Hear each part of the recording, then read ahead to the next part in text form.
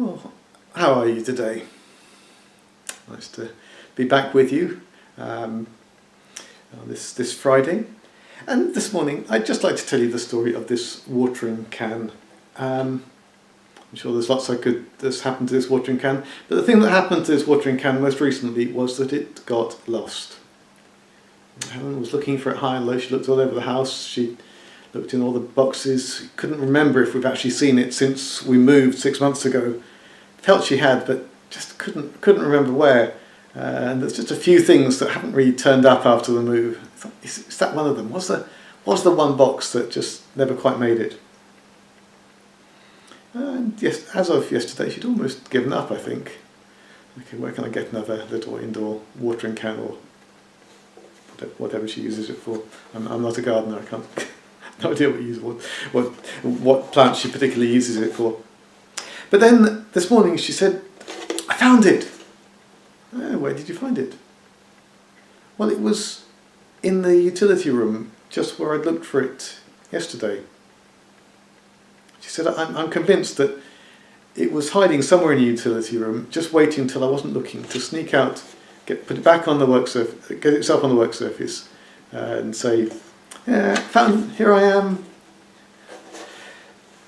But of course, we know that actually what more likely happened was that it was there all the time, and she'd looked, but she hadn't seen. And it just that question of looking but not seeing is just what I wanted to reflect on for a couple of minutes this morning. Because don't we so often think we've looked somewhere for something, think we've tried something, and our minds convince us that we've tried everything. But actually, it's not the thing that's misleading us, it's our own minds.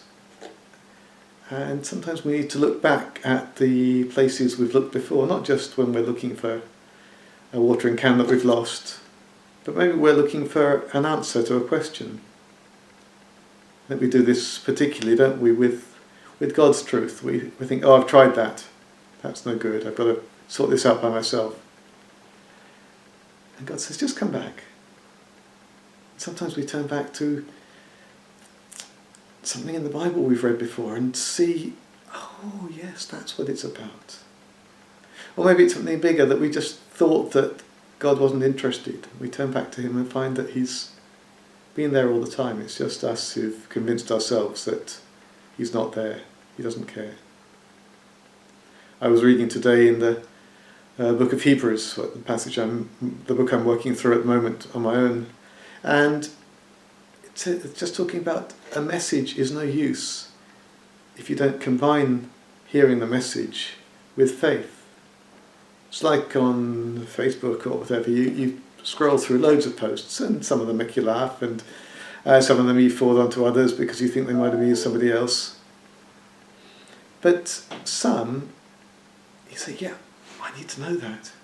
I'll take action on it." And that's when you combine it with faith, and that's when it changes your life, or maybe not for a Facebook page, but with God's word. If we combine hearing it with faith that it really is the word of a God who loves us from the bottom of our heart, bottom of his heart, and with an everlasting, never giving up, never running out, never failing love, we might discover it was there all the time, and he's only waiting for us to see and hear and take note. And God bless you this Friday and this weekend.